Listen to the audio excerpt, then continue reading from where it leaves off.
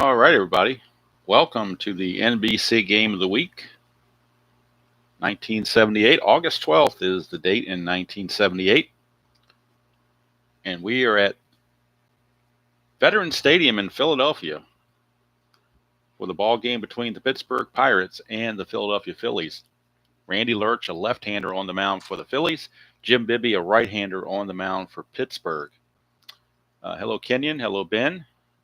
Hello, Brian B. I haven't seen you in a while, Brian B. I hope you're okay. I missed you for a couple days there. I hope you, I know the Sparky Bowl didn't go maybe the way you wanted it, but glad to see you here anyway. Here's Ernest Cruz. Thank you, Ernest, for being here as well. Okay, so this game was played August the 12th. Let's look at the starting lineups. Hello, Allard. Good to see you. Starting lineups first for the visiting Pittsburgh Pirates. It'll be Frank Tavares at short. Manny Sanguine's going to be playing first base today. As with the left hand on the mound, they give Stargell the day off. Robinson's in center, Parker in right, Stennett at second, Milner catching, playing left field. Duffy Dyer will be doing the catching. Dale Barra, Yogi's kid, will be at third, and Jim Bibby is your pitcher. For the Phillies, never mind the coffee stain that got on here. For the Phillies, Bake McBride is in right, Larry Bow is at short, Richie Hebner is at first base hitting third. Luzinski cleanup, they've moved Schmidt down to the fifth position at third base. Gary Maddox will bat sixth in center field. Bob Boone, the catcher, bats seventh. Sizemore, the second baseman, bats eighth. And, of course, Randy Lurch, the pitcher, bats ninth. So the first order of business is the weather effect at Veterans Stadium. Day game in August, average temperature is 73, or the base temperature, so they say. If you get 85 or high, or 86 or higher, you will get it up by one more degree. So if these three dice, the red, white, and blue, total 13 or higher, then we'll bump up the deep drives by one number. And they do not. So it's only an 8 there, so that's going to be a total of 81 degrees. It does not hit the 86 degrees they needed, so no adjustments for the ballpark. There will not be any extra carry on the ball today. So players will have to earn it like normal. There you see the benches and bullpens for both teams, so you know who is available and who is not. And I have my trusty sidekick right on her perch beside me. She's quiet for now, hopefully, although she is staring at my headset cord rather fondly, so I have to be careful about that. Make sure she doesn't try to bite into it or anything like that. Okay, Frank Tavares will lead things off for the Pirates. And yes, I've been in Stratomatic mode for so long, I've got to get into a mode of okay, no, not a problem, Brian. I was just making sure you were okay. I was making sure you weren't sick or whatnot. But that's a good thing that you are not, and that you're taking care of your mom. That's what good sons do, is take care of their mom. All right, so Frank Tavares. Hello, Robert. I'm sure you're still at work, so hopefully you can listen in between customers or whatever. Phillies and Pirates. And we're underway. 108, and that is going to be a redirect. Looked like there's a typo on this card. I just noticed it. That should be 100 to 111. It's only got an 11 here. They're missing a 1. No big deal, because it's intuitive that you can tell it's supposed to be a 111. So it's a redirect to a 308, and a 308 is a strikeout of Frank Tavares.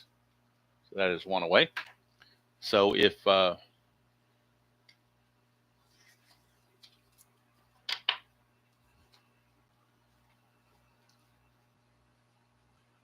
not a problem. My older brother takes care of my mother.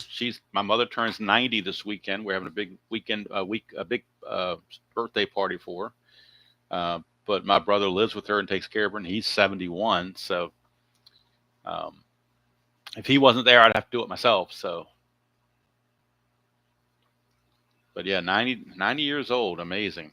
My father passed away when he was 59. My mother's made it to 90. So I don't know what that means for me. Although I definitely take after my father as far as not only physically, but I think just some of the, features and maybe some of the shortcomings. So, but he was a smoker and I was not. So hopefully I can make it past. Well, I've already made it past 59. So, I'm not sure. I don't think I'm going to make it to 90. If I make it to 75, I think I'll be pretty happy. In either case, I'm taking Social Security at 62. I ain't waiting around because I don't trust it. I don't trust living that long, and I don't trust Social Security. So, not to get political or anything, but just making a statement. Oh, Tabby, what's wrong, Guru? Tabby, you okay? She might have a fur ball she's coughing up. Looks that way. I have to clean this up. Give her fur ball medicine. Sometimes it induces fur ball. It induces her to get rid of the fur ball. And yeah, okay. Sorry you don't feel good, Tabby. Hopefully she'll, hope her stomach will, yeah, there's some fur in there and some food in there, so.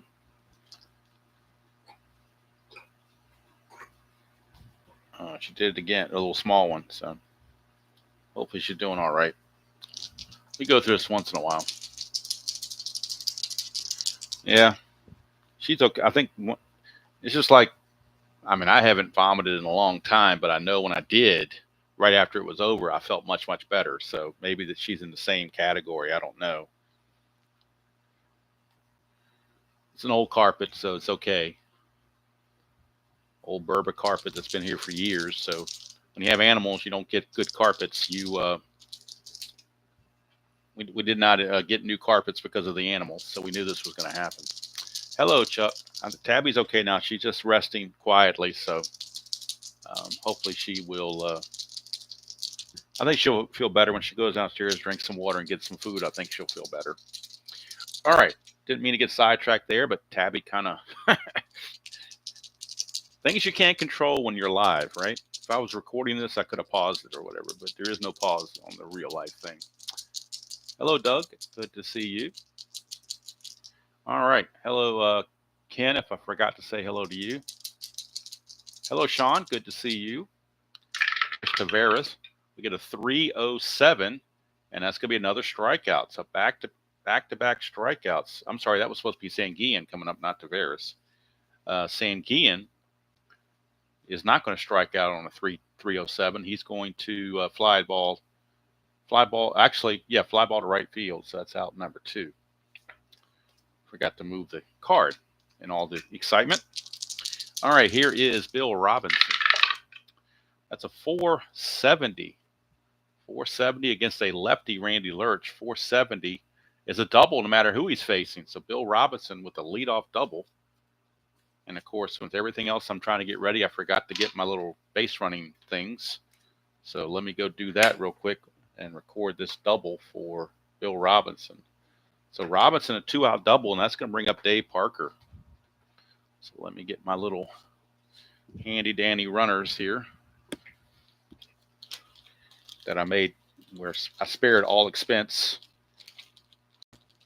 in making these things. For some reason, Pittsburgh's came out much smaller than Philadelphia's. That was not intentional. Of course, I've already used these Pittsburgh ones from a game earlier this year, but they came out really small. The Philly ones came out much better. So 2-out double off of the bat, but of course I got a whole stack of these from different teams, so I got to sort them out and find the Philly ones. That'll be interesting.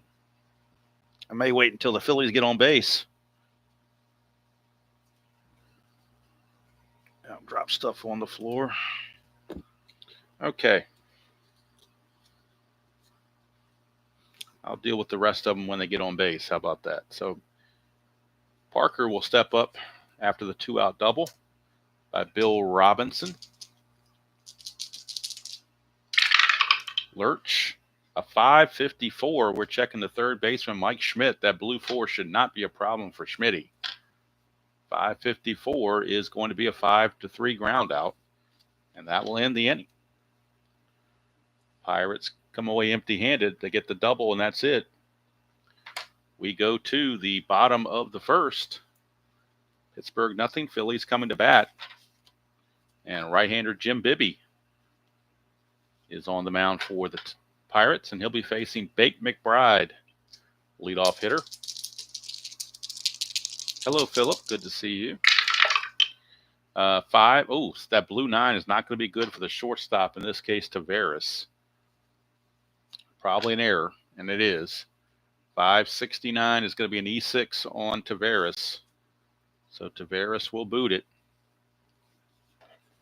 Not a good start for the Pirates defensively, as Taveras on this AstroTurf, you would think he would get pretty consistent bounces and pretty easily to make plays, but not all the time, apparently. Maybe it hit a seam or something. I don't know. So McBride is on first. Let's see if he wants to try to steal. He stole 28 bases, got caught just 3 times. His speed is an 8. The pickoff or hold is a 0, so that's going to make for easy pickings for McBride to get a lead. And again, take the 2 D10s, add it to the steal rating, compare it to 10 plus the hold rating.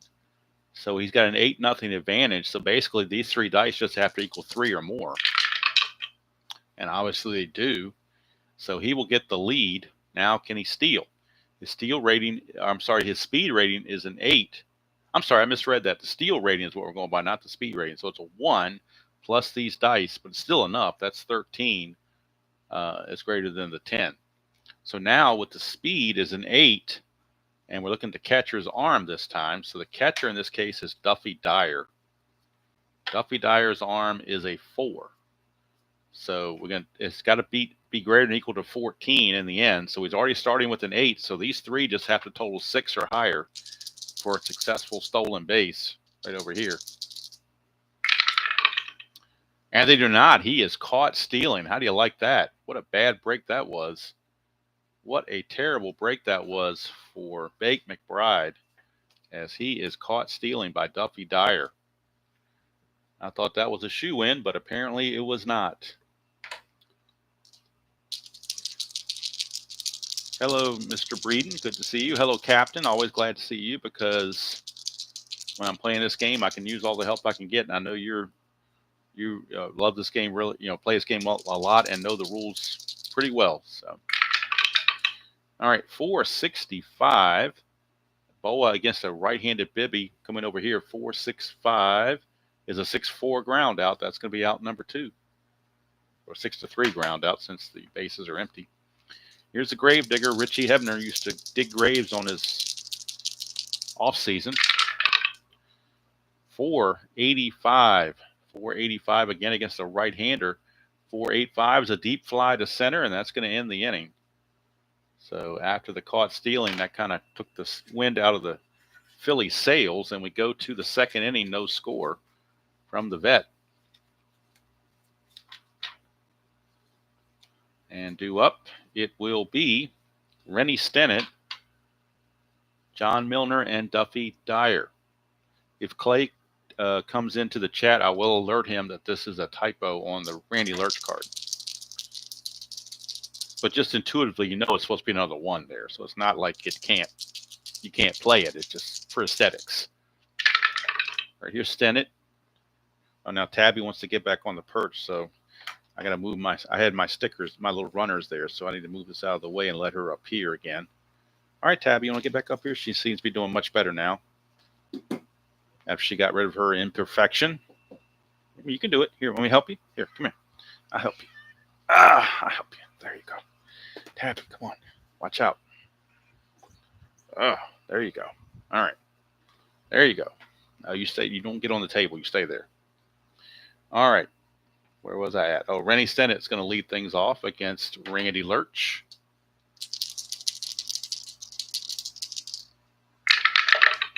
That's a 506. We got a rare play. Look at that. Rare play, just what we wanted. Early on in the second inning, we go to the rare playbook. The bases are empty. No, tap. No, stay back. Stay back. Bases are empty. So let's go to page. Let's see what page we go to here. Looks like page 30 for bases empty. So we're going to start on page 30 and see what the roll turns out to be. It's going to be a 319. So here we go. 319, page 30, 319 right here, E7, 2, or F7. Fly ball to left field. If blue die is higher than left fielder's fielding, batter reaches second on a fielding error. Well, obviously the blue die is a 9, so it's going to be higher. So it will be a two-base error. Two-base error on the left fielder, Wheels Luzinski. Couldn't handle that one. It's a two-base error on the rare play. I think RJL nicknamed him Wheels Luzinski for his excellent run rating. But he didn't make the fielding play either, so standing at second base after the two-base error is Rennie Stennett. Here's Lurch, 188, and that's going to be a bloop single, but with less than 2 outs, he had to hold to make sure it's going to be caught. So it will not be a score. He will stop at third. And at first base with the base hit is John Milner. Runners at the corners, nobody out. And the catcher, Duffy Dyer. Infield looking for the double play. They'll give up a run to get 2 outs.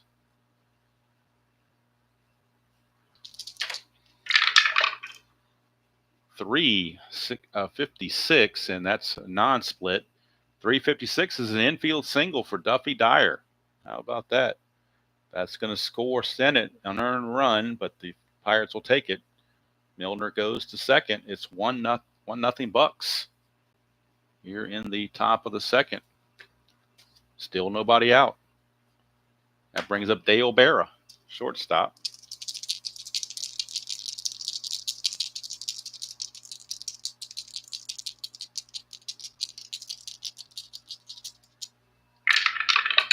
Lurch, 536. That's trouble for the first baseman. And that first baseman is Richie Hebner. Let's see if he can make a play. He cannot. 536 is a single to right field. McBride's arm. Let's check his arm rating in right field. He has an arm of 4. The runner Milner. Check his speed. Milner's speed is a 4 also. So with nobody out, they're not going to pressure anything. They're going to just go station to station. Bases are loaded for the pitcher, Jim Bibby. And if we look at Bibby's rating, he is a 5-eye and a 1 contact, so not too bad for a pitcher. Infield for the Phillies is actually going to be in now. That's a 113. It's not a redirect. It's a 1-6 put out, but with the infield in, it's going to be a 1-2 put out, and they'll get the force and leave everybody. Everybody force out the plate. Everybody else moves up. I'm assuming that's how that's played. I would think, with the infield in. So Bibby reaches on the fielder's choice. Milner is out 1-2. As Lurch throws to Boone. Everybody else moves up to keep the bases loaded with now 1 out. And bring up Taveras. Struck out his first chance. 336 against the lefty is a 4-6 ground out. The infield is back for the double play, so this is going to be a fielder's choice, and it's going to score a run. So the run will come in. It's a 4-6 fielder's choice. They get Bibby at second. Going to third is Berra, and scoring is Dyer. Pirates lead it 2-0. Now 2 outs and runner at first. 324, and 324 is a 5-4 ground out to get the fielder's choice to force Taveras at second base to end the inning. But the Pirates pick up 2 runs, 1 earned, 1 not. In fact, both of them are unearned because the second run came in when there were 2 outs. And the error kept the inning going, so technically both of those runs are unearned. But the Pirates will take them. So here comes Wheels Luzinski. He will try to get things started for the Phils. Here in the bottom of the second, down 2-0. Whoa, we got even the 3 dice here are hopping. All right, 388, non-split. 388 is a 5-3 ground out, one away.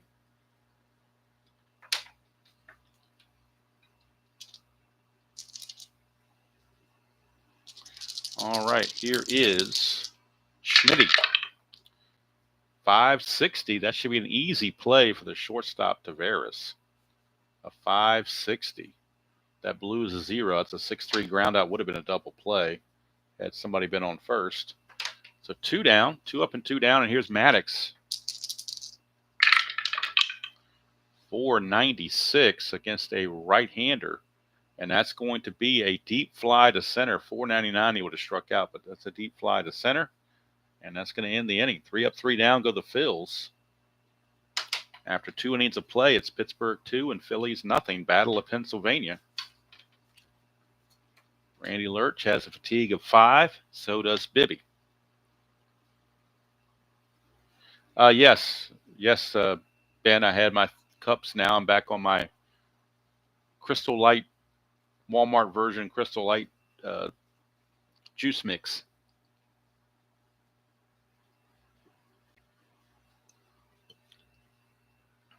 I cooked breakfast for this morning. Pancakes and sausage. It was excellent.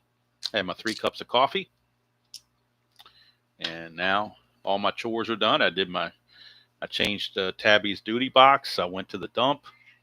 I've got a load of laundry started, so did the dishes. So everything is all straight. I don't know about carb free.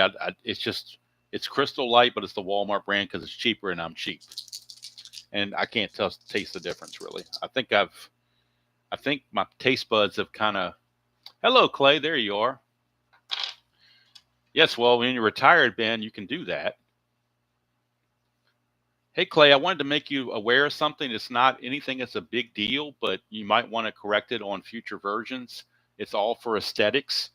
But if you notice on Randy Lurch's card, the 1 is missing here. I'll bring it up a little closer so you can see it. He's supposed to have a 100 through 111, and it's only an 11 there, which is no big deal. I know what it is, but, for future prints, maybe, I don't know. If you already got some in house that are printed that way, you can't change it, but certainly PDF, you could change it and make sure that says 111. Just want to let you know it was there. It's aesthetics. It's not anything that's going to affect the game because obviously by intuition you can see it's supposed to be 111. But knowing you're kind of you seem like you might be kind of a perfectionist. So I just want to make you aware of that, just so that you would know. And if you want to change it, you can change it. All right, so top of the 3rd, and it'll be Bill Robinson starting things off against Lurch. That's a 419 against a left-hander. 419 is a 6-3 ground out. That's 1 away. 1 down. And that'll bring up Dave Parker, the Cobra. 609, first check at the ballpark. But, of course, the Pirate visiting team don't get the boost. So that's a strikeout. Strikeout of Parker. And for Lurch, that's his first strikeout of the game. But after that rough 2nd inning, he can use it. All right, here is Rennie Stennett. Whoa, back to the two times in a row back to the ballpark, 658. And that's going to be a 6-3 ground out, and that will end the inning. So Lurch, a much better 3rd inning. 3 up, 3 down go the Buccos. We go to the bottom of the 3rd. Still 2-0 in favor of the Pirates. Bibby back out.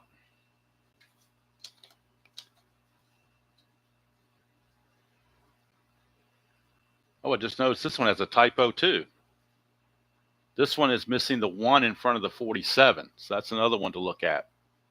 I mean, it's intuitive that that's what it's supposed to be. It's just technically not there with the 1, the little print thing there. So just another one to keep an eye on. It's supposed to be a 147 there instead of a 47. But looking at the card intuitively, like I said, it's no big deal. Just thought I would mention it in case you wanted to update the PDFs or whatever.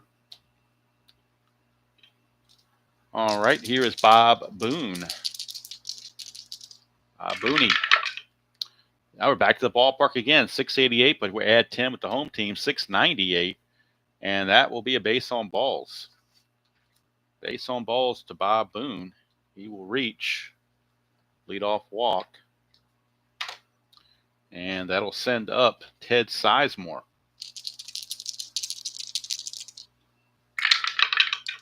That's a 153, and that's a fly to right field for out number 1. 1 down.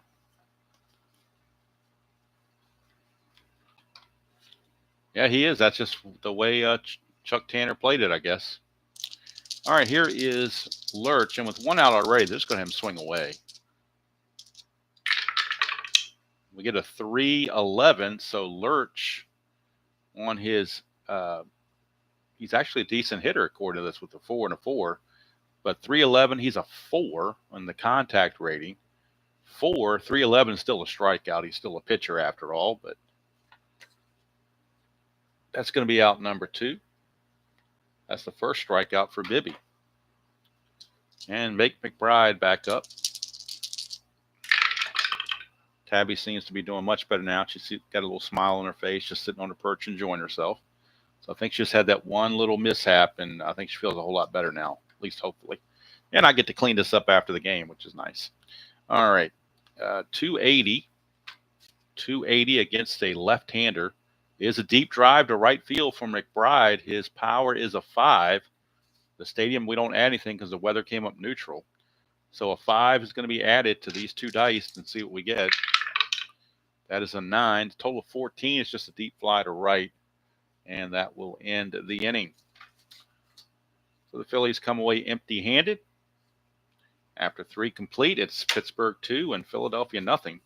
Next Saturday, we'll be at Shea Stadium. It'll be the Los Angeles Dodgers taking on the New York Mets from Shea.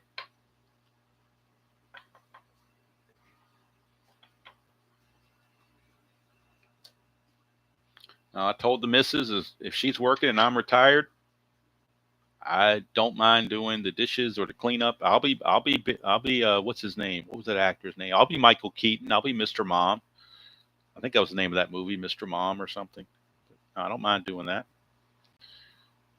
Tabby certainly likes me to be here. She likes to have me here all the time.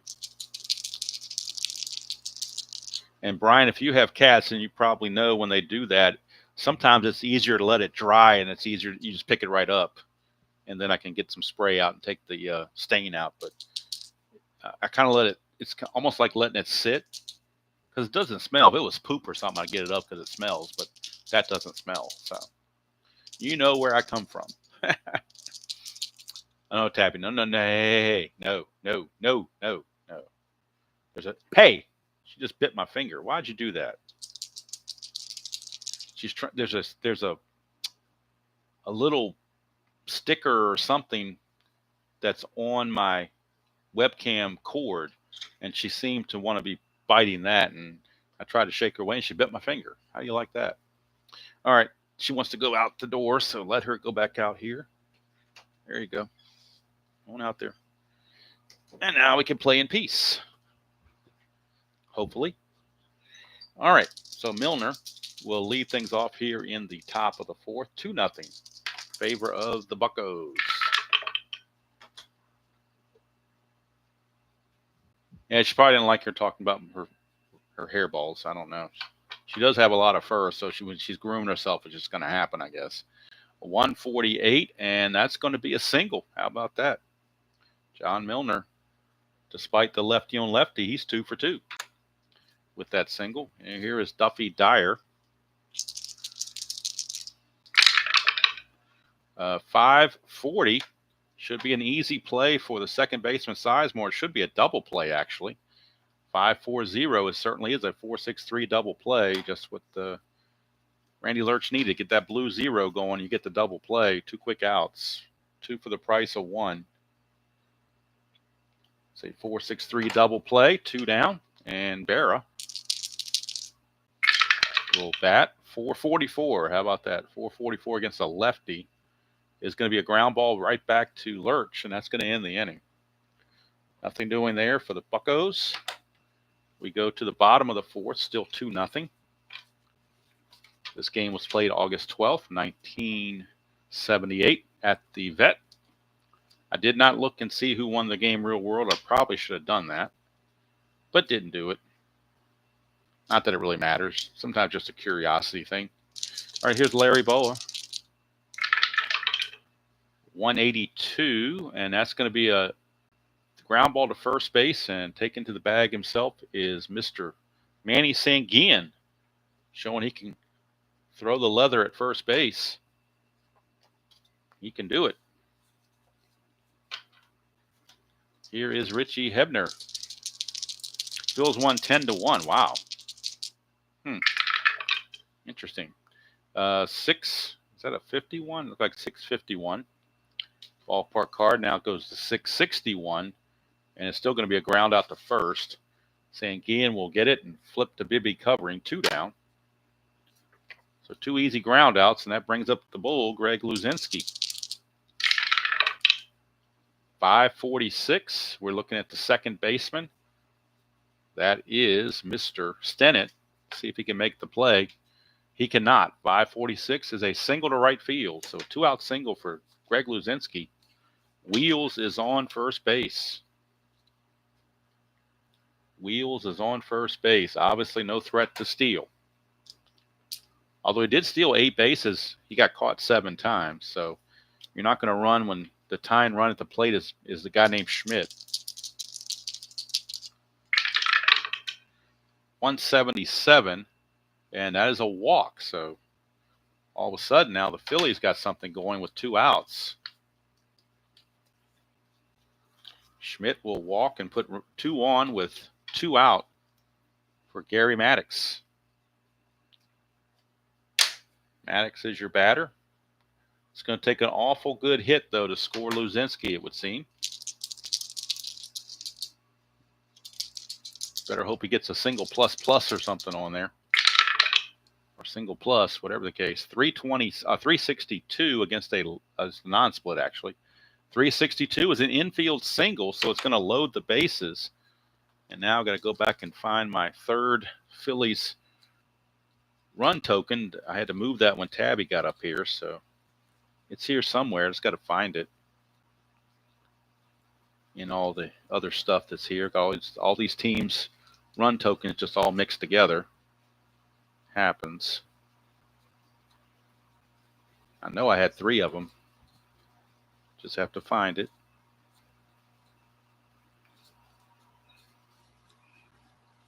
Yep, there it is. I found it at the last minute. So that will load the bases. Bases are now loaded for Bob Boone. Booney up with the bases loaded and 2 outs. All this started with 2 outs and the bases empty. And now Bibby finds himself in a little bit of a pinch. Bases loaded, 2 outs, trying to protect a 2-0 lead. And let's see what Booney can do. 233 against a right-hander for Bibby. 233 against a left-hander. That would have been a single, but against a righty, he gets the ground ball out. And there you go. Bibby gets out of it. At the end of 4, it is still 2-0. Favor the Buccos. Bibby will be the leadoff man here in the top of the 5th. So we'll keep his contact and eye chart there ready to go in case we need to reference it. But this is a 255, so we're coming off Lurch against a right-handed hitter. It was a redirect to a 565. So we're going to the shortstop Boa on a 565 redirect. And a 565 is a 6-3 ground out. So easy play there for Boa. And Bibby is retired. 1 down. Flips the order over to Veras. That's a 137. And that's going to be a fly to right field. Hauled in by McBride, 2 down. And here is Mr. Sanguillen. And first base is actually his main position, actually. I didn't know that. Knew him as a catcher for so long, but I guess he got old. He had to do something else. 556. You're looking at Schmitty. 556. There's no problem for Mr. Schmidt. He makes the play, and that's going to end the inning. Everybody, most people know about his offensive prowess, but he was actually a very good fielder as well. Very underrated. I mean, he's not Brooks Robinson, but he's not Bobby Bonilla either. So, or Pedro Guerrero. A couple guys that tried to play third base, and it just was a big failure. So they had to move to the outfield. All right, here's Sizemore. Lead things off.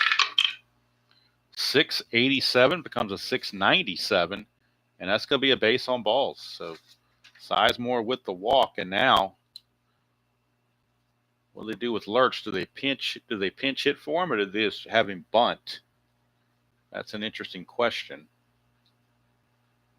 They're down 2-0.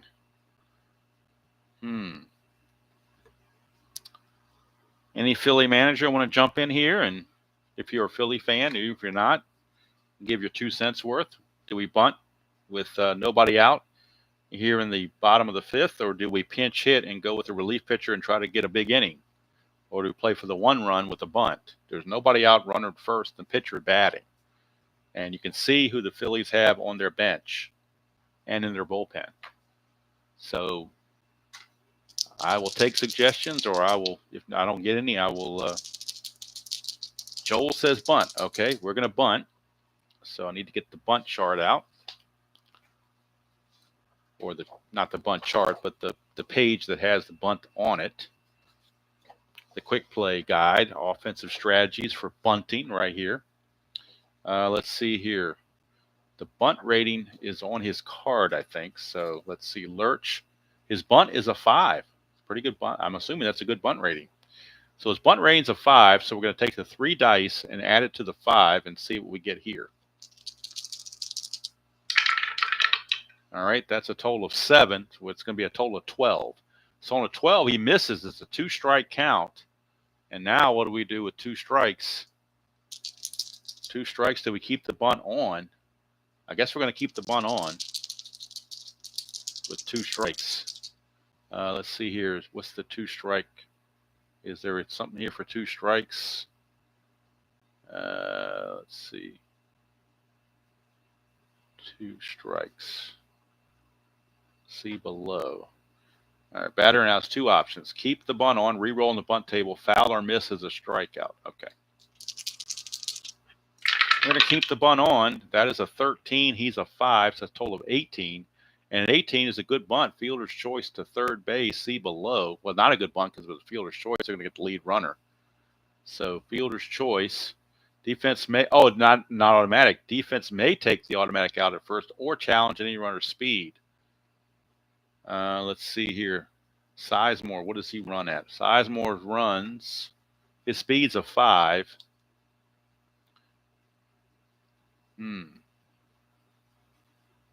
Third baseman. His speed is a 5. So the arm of the third baseman, and that is third baseman in this game for Pittsburgh is Berra. His arm is a 3.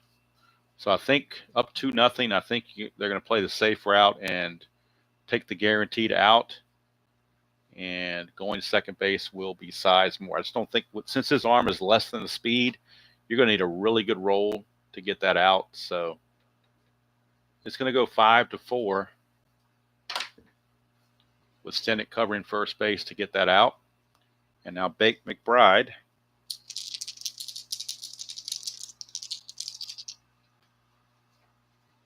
Bake McBride. Here's your batter. 378 non-split.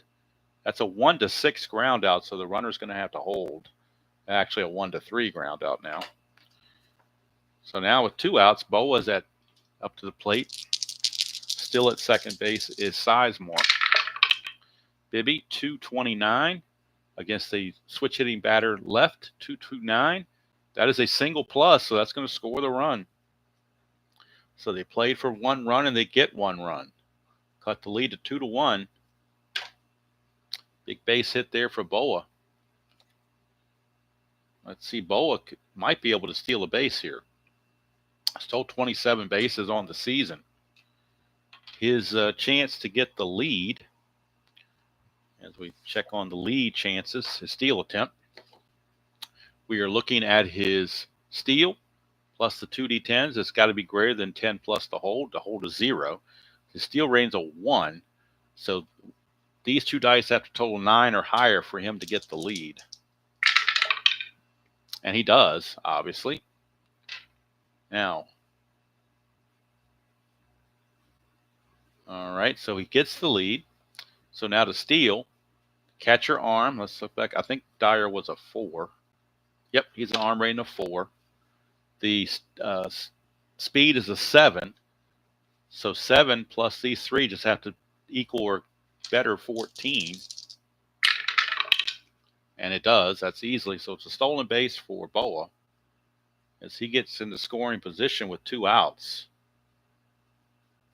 And now a base hit from Richie Hebner can tie this game. Boa at second, 2 down, 2-1 now. Pirates in front of the Phils. And Richie Hebner, the batter. 279, and that's a deep drive to right field for Richie Hebner. Hebner's power is a 7. It's a deep drive to right. We're going to add to these two dice to a 7. If these 2 dice total 9 or higher, it's gone. They only total 3, so it's going to be a 10. He's still going to get a single plus, so that means the run's going to score, and we have a tie game. Base hit,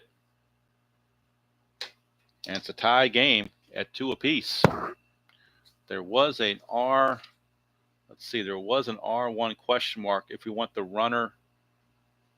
There is no runner on first to do that with, so it doesn't matter. But it's a RBI single from Richie Hebner to tie the game at 2. And that'll bring up Wheels Luzinski. Luzinski. 675 to their home team, so it's 685. 685 is going to be a single plus, and that's going to put runners at the corners. And now Bibby in trouble.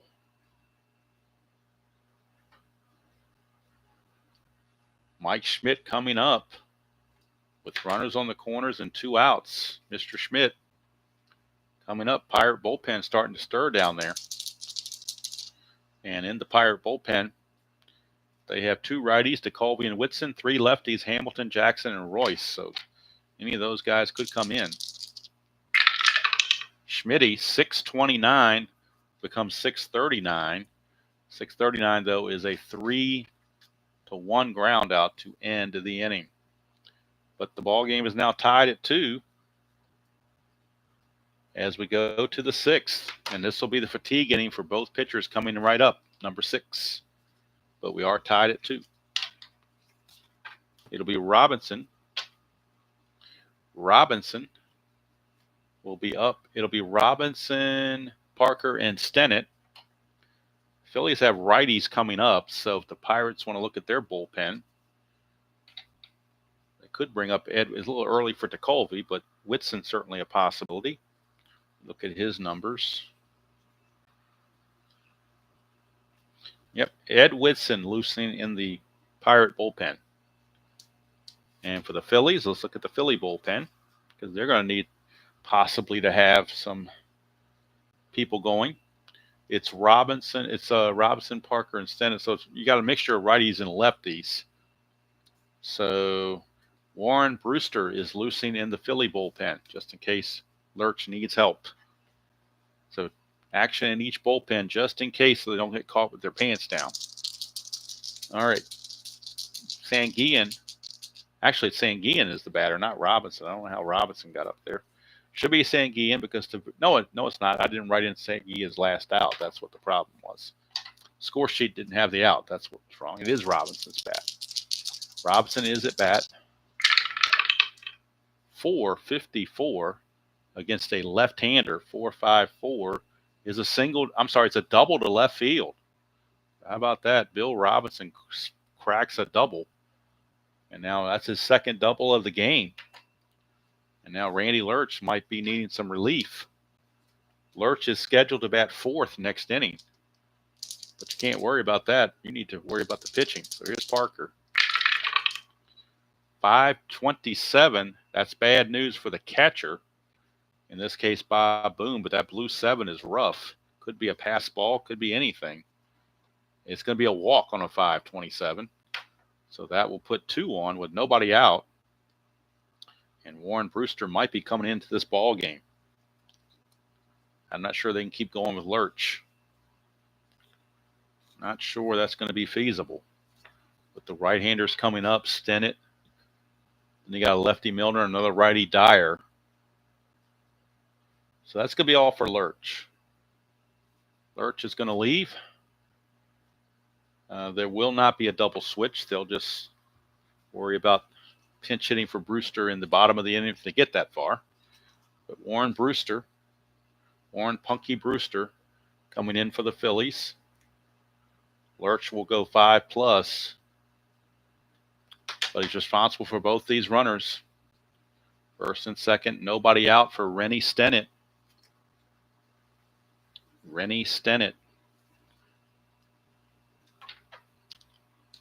Now the question is, do we have Stennett bunt? That's a possibility. He's a bunt rating of 3. What do you guys think? Do you think it's a good move to bunt Stennett? To try to bunt the runners over? Do you think that's a good move, or do you think I'm playing too much small ball? There is no one out. I will take feedback. I'm open to suggestions. Ken says hit away. Okay. Then we'll eschew the bunt and hit away. Okay. Here is Rennie Stennett. Hello, Colin. Good to see you. Rennie Stennett will swing away. 692. 692 is a double. So good call to have him swing away. There you go. 692 is a double. Since it's on the ballpark chart, it's not said who the fielder is, so there is no challenging in this case. It's just a straight out 2-base advancement. But the run will score. Now we got second and third, nobody out for the Pirates, but a big double for Rennie Stennett puts the Buccos ahead 3-2. Parker will stop at third, still nobody out. And Brewster gets treated really roughly there. They could walk Milner intentionally, and that's exactly what they're going to do. They're going to walk Milner intentionally, set up a force at any base, where if they play the infield in, they can get the force at the plate. So the intentional walk given to Milner, and now it's a righty-on-righty matchup against Duffy Dyer. Infield is in. That's a 143. And that's a 1-3 ground out, but with the infield in, it becomes a 1-2 ground out. Get a fielder's choice out of it. And Parker is out at the plate. Everyone else moves up. But now 1 out for Dale Berra. Now they're going to play for the double play. They're playing back now because the double play is all set up for them. That's a 346. And a 346 is a 6-4 fielder's choice, so they don't get the double play. They only get the fielder's choice, so a run's going to score. Dyer is out at second. Milner takes third, and Stennett comes in to cross the plate.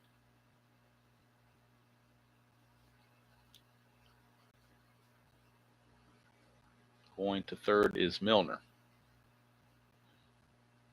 So 3 runs are in this inning. And now the pitcher, Bibby, will hit with a 3-run lead.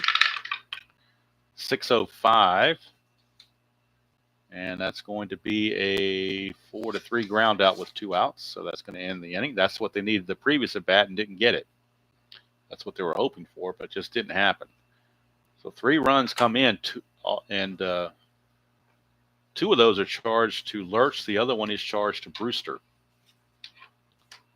But Lurch right now is on the hook for the loss. And if Brewster gets pinch hit for it, it's probably not a bad thing because he didn't pitch well.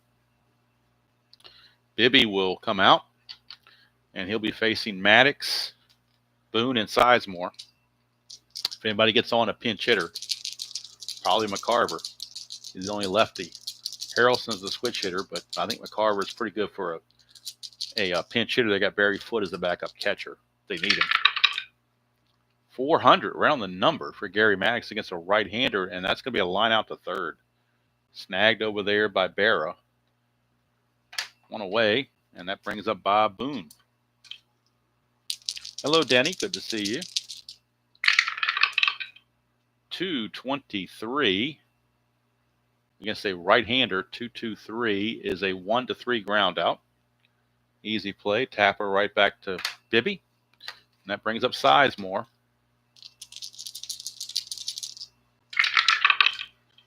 .470 against a right-hander of .470 is a 5-3 ground out, and that's going to end the inning. So Bibby took on no damage as far as fatigue goes. He is set to lead off next inning, so the possibility of hitting for him. But I think with a 5-2 lead, you leave him in there. So he will stay in there to hit for himself.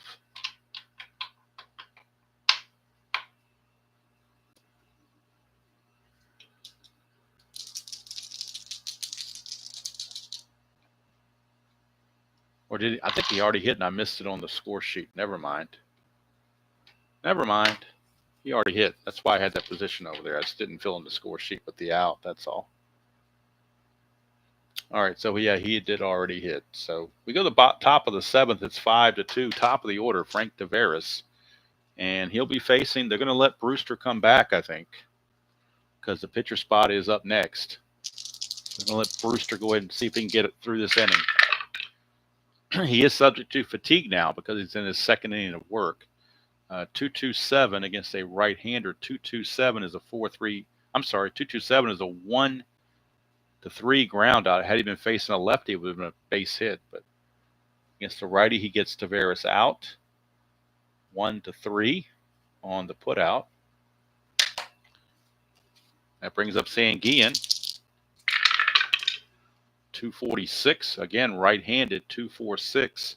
Same roll, 1-3 ground out. Back-to-back ground outs to the mound. We'll bring up Bill Robinson. 279, he's a righty. 279 is a strikeout to end the inning. So Brewster, a much better seventh inning. His day is done. He's going to go 2 innings. And he's going to give up just the one hit, 1 run on the intent. He walked 1, which was intentional, struck out 1. And we go to the bottom of the 7th. Score still 5-2. Brewster is done. The Phillies will need a pinch hitter, and most likely that will be Tim McCarver. Check his numbers. 247. So-so. The best pinch hitter they have is Jerry Martin, but he's right-handed. So they're going to bring in McCarver to pinch hit for Brewster. And let's see who's going to come in and pitch. For the Pirates coming up, it's Parker Stenson. They're going to go to a lefty, I think. They're going to go to Jim Kitty Cott. He will be the new pitcher for the Phillies in the 8th inning. Jim Cott. So Cott, the new pitcher. McCarver, the pinch hitter. And Bibby continues.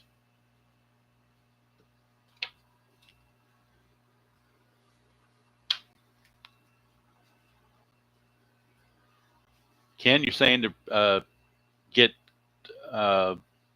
Grant Jackson up in the bullpen for the Pirates? Is that what I'm hearing, or that's what I'm seeing? Or are you wanting to bring him in right now? Because Bibby's not tired as of yet. So yes, we'll get him up in the bullpen. Grant Jackson. Grant Jackson, 7-5 with 5 saves and a 3.26 earned run average. And if Bibby gets in trouble, then they will go to Mr. Grant Jackson. 5-2 ball game, bottom of the 7th. I'm going to go ahead and eschew the 7th inning stretch song and just keep going. Carver to lead it off. Pinch hitting for Lurch. Carver, a .247 hitter on the 78 season. 308 for McCarver. That is a non-split, and that's a strikeout. So McCarver strikes out in the pinch. He goes by the wayside. One down, and back to the top of the order for Bake McBride.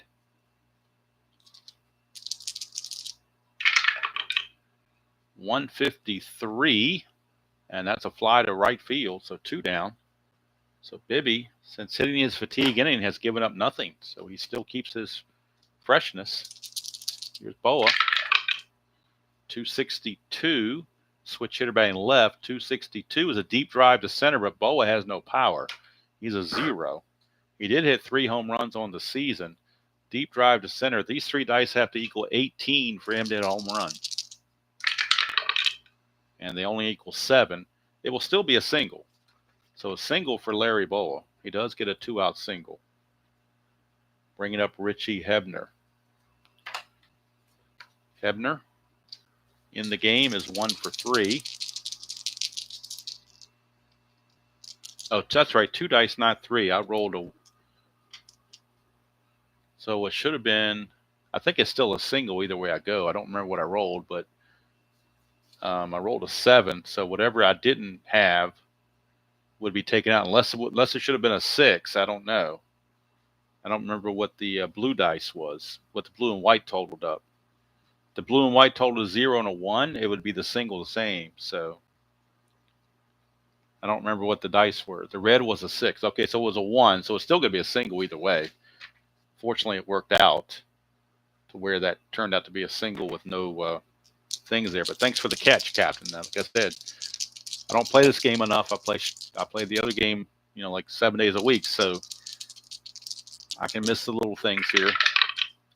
562 should be no problem at all for the shortstop Taveras. That blue 2 is an easy play. It'll be a 6-3 ground out, and that's going to end the inning.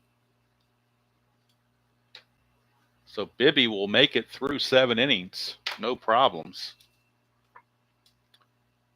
And the Phillies will bring on Jim Kitty Cott to pitch the top of the 8th. Mr. Cott is going to come on. And he will be facing Parker, Stennett, and Milner, 2 out of 3 left-handers. Top of the 8th, 5-2 Buccos. That's a 144, and that's going to be a single off a Cott. So Parker, not deterred by the left-hander, he strokes a base hit. And here's Rennie Stennett. 615. 615 is a pop-up to second base. That's 1 away. And that'll send up the other left-hander, John Milner. 548. That's blue 8 does not look good for Sizemore. 548 is a single to right field. Single to right field. Parker runs at a 5, and the right fielder arm, McBride, is a 4. But they're by 3, so I'm not going to push anything. We're just going to make it first and second and be done with it. With 1 out, first and second. And coming up for the Buccos is Duffy Dyer. Hello, ID.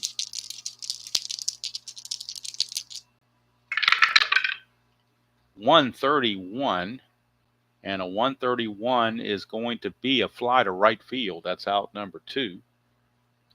So 2 down, and Dale Barra, the batter.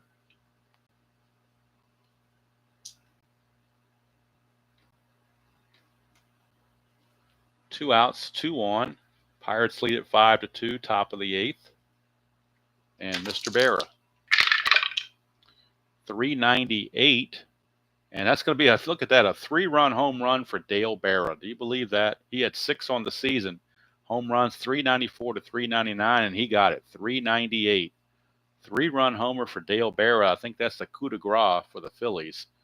I think they've just about had it. 3-run home run from Dale Berra, of all people. And it is now 8-2 Pirates. Dale Berra, not known for the home runs. They'll pinch hit for Bibby and bring in Grant Jackson in relief. So let's see who the pinch hitter is going to be. They will go with the right-hander. You know what? Just for the hell of it, since they got a huge lead, and it really doesn't matter, we're going to bring in Mario Mendoza to pinch hit. Super Mario, the infamous Mario Mendoza, hit 218 on the season. And since they have a 6-run lead, I don't think it matters. Hey, Scott, good to see you.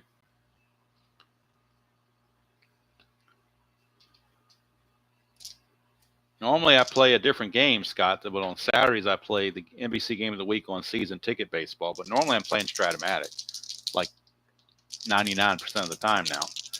Super advanced, of course. All right, so Mario Mendoza will pinch hit for Bibby, and the only reason I'm using him is because the game's out of hand. If it was close, I'd go to somebody a little bit better, maybe a Phil Garner or somebody like that. But caught 690, wow, 690 for Mendoza. And look at this, Mendoza's going to get himself a base hit. How do you like that? Mendoza on the ballpark card. He didn't get it off his own card. He got it off the ballpark card, of all things. And Kitty Cott is having a rough time of it. They'd like to get him through the inning, though.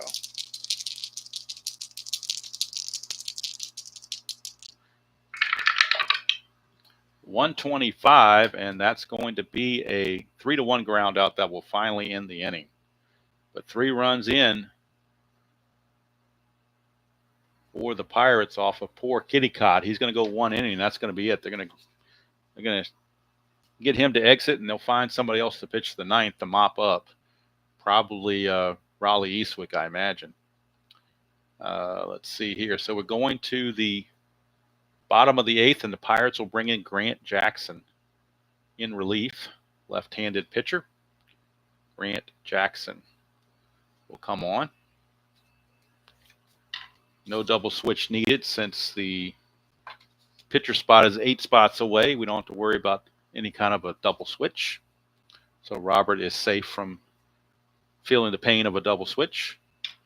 It'll be Luzinski, Schmidt, and Maddox.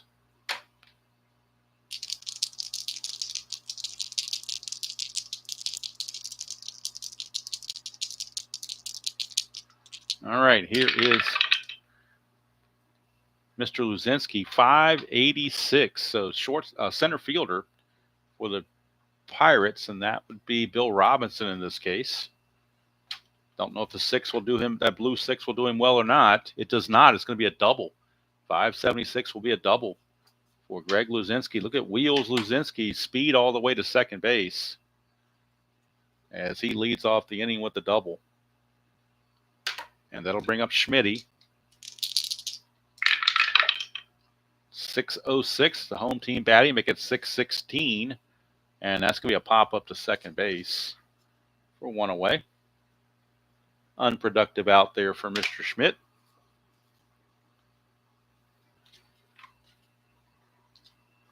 Scott, one thing about this channel, I don't do any, or you may see once in a blue moon, some sort of a chat or a discussion. I just play the games. So that's what I prefer. I'll leave the talking to other people. All right, here's Maddox. 610. Again, home team batting, 620. It's a pop-up to second.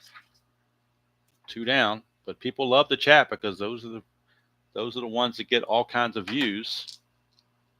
A game might get 150 to 200 views. A chat will get 500 or 600 views. Don't know why, just the way it is. Back to the ballpark again, 635. 6:35, he will fly to center, and that's the end of the inning. So the double by Luzinski goes nowhere, and we go to the ninth, and the Phillies will bring in a new pitcher just to pitch the ninth and be done with it. And they will go to, I believe, Raleigh Eastwick. Yep, it'll be Raleigh Eastwick.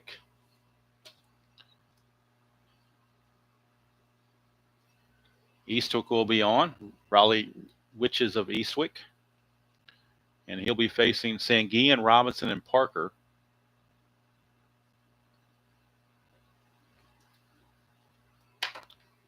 So Manny Sanguillen will lead things off.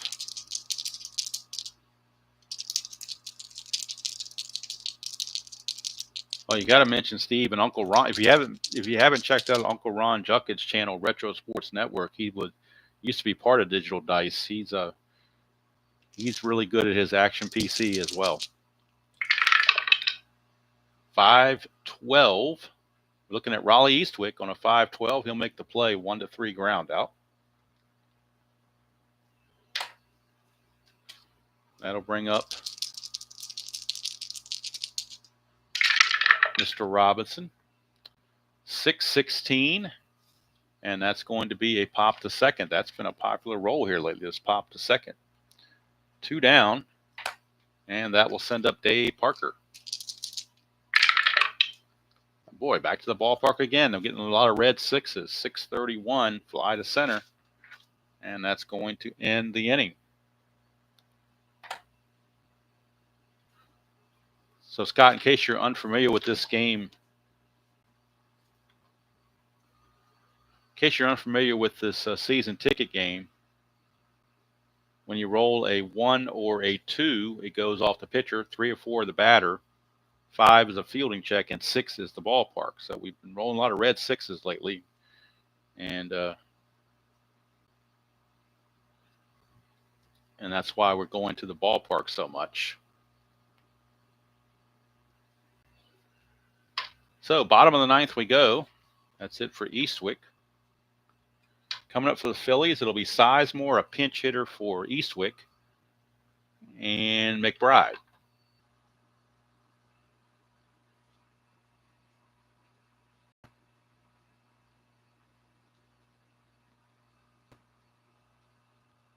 Okay, I think it says we're back in play here. Are we back? Ernest, am I back? Are we back with a live thing here now? So I can finish out this inning and get this game over with. Hopefully we're back. Yep, okay, we're good. All right, thank you. All right, so I'm not sure. I don't think I got a chance. I don't think I even started this. I just announced the pinch hitter was Jerry Martin, so I don't know if people saw that. Did you guys see I was using Jerry Martin as a pinch hitter? Well, I don't believe I started the ninth inning yet. Ed Whitson's the new pitcher. So Whitson's going to be facing Sizemore, Martin, and McBride. 8-2 ball game, bottom of the ninth. 594. That's for the right fielder Parker. That should not be a problem. Dave Parker. 594 is a fly to right, and that's 1 away. 1 down, and that will send up the pinch hitter, Jerry Martin. He hit 271.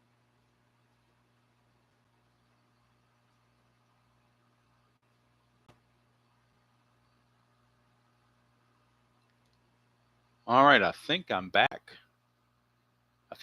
To try to finish this game. I need 1 more out to finish it. So I think we're back. So we're going to go ahead and finish this game. All right. So last chance is Bake McBride. 2 outs, base is empty. That's a 279. And that's a deep drive to right field. McBride has a power of 5. So maybe the Phillies can at least throw a run on the board here at the end. Add this to 5. We get a 2. It's a 7. It's just going to be a measly single for Bake McBride. So no home run there, but he will get the base hit. And now that brings up Larry Boa. and that is a 109, redirect to a 309, and that's a fly to center to end the inning and the ball game.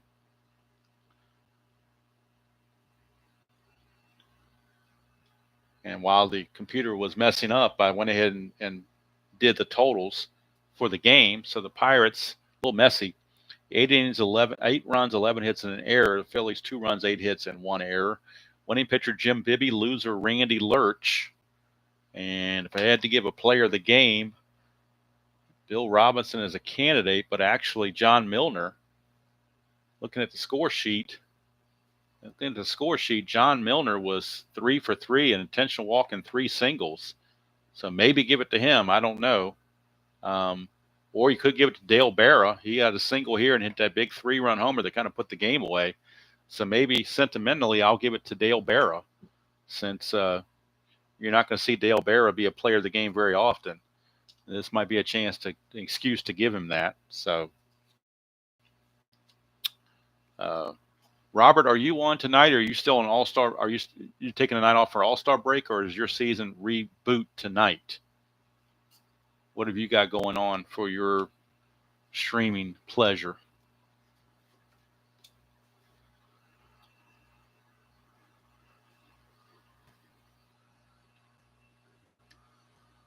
I know you said the All-Star game, but it is tonight. Okay, you're back at it tonight.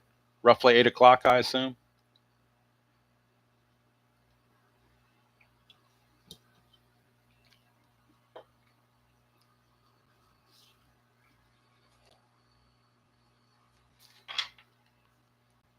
$8 p.m. Okay, Dodgers at Angels, interleague play from the Big A. There you go. All right, I might come on about 6:30, possibly, and do a Stratomatic Demolition League game. Or since it's a Saturday night, maybe I'll wait till after yours is done. I haven't decided yet what I might do. We'll have to wait and see how I'm feeling and what's going on at the house and everything else.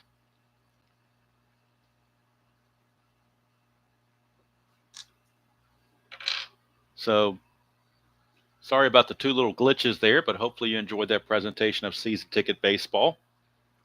Pirates and the Phillies. Next week, of course.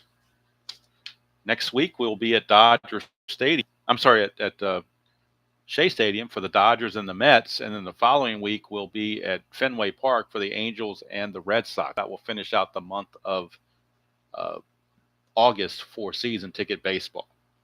And then we'll see what happens in September. Programming note, in September, I will be bumping this game up to 11 a.m. Eastern so as not to interfere with college football. I don't want to compete with college football, so I'm going to bump this up to 11 a.m. once we get near Labor Day or right at Labor Day. So.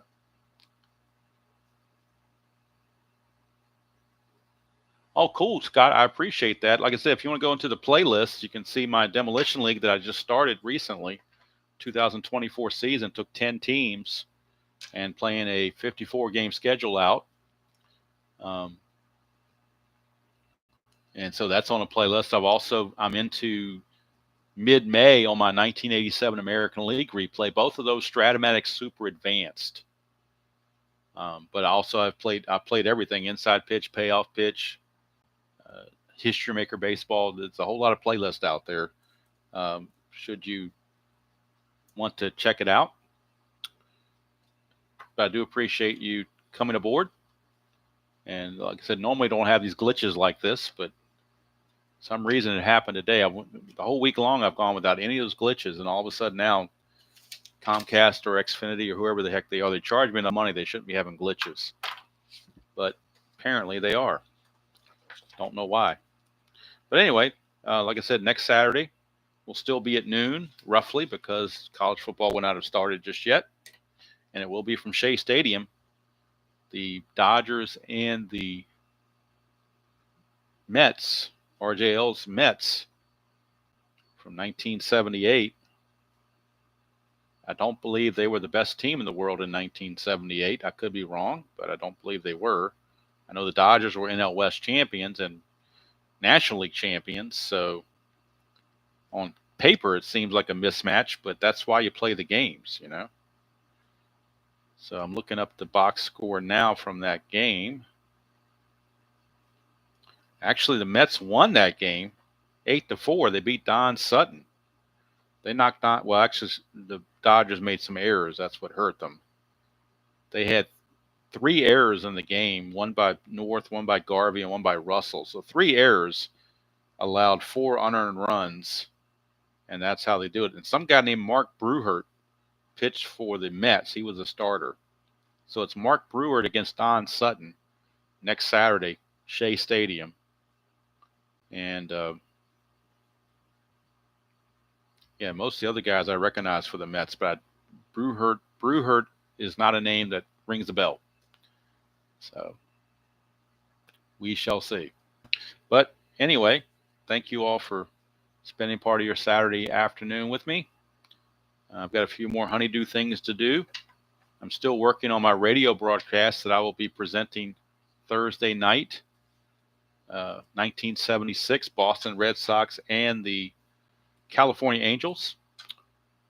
What I'll be doing is I'll be playing Diamond Mine baseball in a pitch-by-pitch mode and announcing the game like it's a radio call. There'll be no video, just the audio, but I will be trying to transport everybody back to 1976 and get the feeling that you're on the East Coast listening to a late night radio broadcast on the West Coast. That's the vibe I'm going for. So we're going to see how it turns out. Hopefully going to transport everybody back to 1976. It's going to be pre-recorded, obviously, and then posted around 10 p.m. Eastern on Thursday, this coming Thursday, because the game I'm playing is a Thursday night game, August 12th, Boston and California. The real game, Nolan Ryan and Louis Tiant pitched 10-inning complete games where I believe the Angels won it 2-1 in 10 innings. But that's what I'm going to try. I was going to try to do it with Stratomatic, but that's not going to work. I don't know who Ken is. I know who Ken Harrelson is, but I don't know. Maybe I should go on YouTube and listen to some Ken Coleman and see if I can figure out who he is. I can't do a Boston accent. I'm not going to try. But it's just going to be like, but I will be pro Boston in my announcing. I'm going to announce it as if I'm the Boston announcer. I mean, I'm not going to be, Hawk Harrelson obnoxious hometown calls, but I will do it from a perspective that is the Boston Red Sox radio network. So, when I do the game, I'm going to be giving a lot more background on the California players because it's assumed that the Boston audience already knows about the Red Sox, so they don't need a whole lot of background on them, but I'm going to try to give a lot of background on California players. I've been doing some research on their team and their lineup and trying to do that. And I've got about 20 or so commercials from 1976 that were radio commercials. I got those lined up, ready to go between innings. So I'm going to do all I can to make it feel like it's 1976. My first time trying it, I have no idea how it's going to work out. I just got the idea to do it from someone else, and they encouraged me to try it. So I said, okay, I'll try it. I did a practice version of this earlier in the week. I heard a lot of things. I saw a lot of things I didn't do that I needed to do, and maybe some things I need to cut out. And I have to do it on my phone. That's the only thing. I can't use the webcam. The only way I can do this, there's no option on the webcam to do that I could see it. So it has to be done on my phone. So the one thing that caused me to mess up when I was doing my practice one is I got a phone call, came in to kick me out. So I've got to go in and block phone calls during that time. But hopefully if I record it sometime late morning, I don't think I'll be getting too many phone calls that time of day. So that shouldn't be a problem. But I'm going to try it out. But yeah, good thing, Ernest.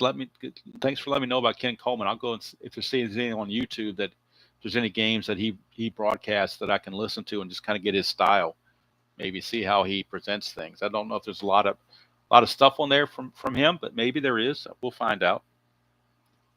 If I am on tonight, it will be the Demolition League. It will be Chicago Cubs and the Los Angeles Dodgers in the third and final game from Dodger Stadium. Oh, cool. Is that on, Chuck? Is that like on YouTube video, or is that radio calls? Is that TV calls or radio calls?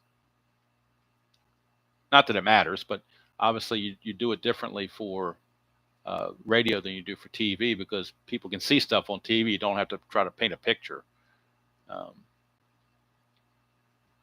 Radio. Okay, cool. That sounds good. I will search for those and see if I can learn something, because my goal is to record this on either Tuesday or Wednesday morning. So it gives me time, a little bit more time to do any more research I need to miss.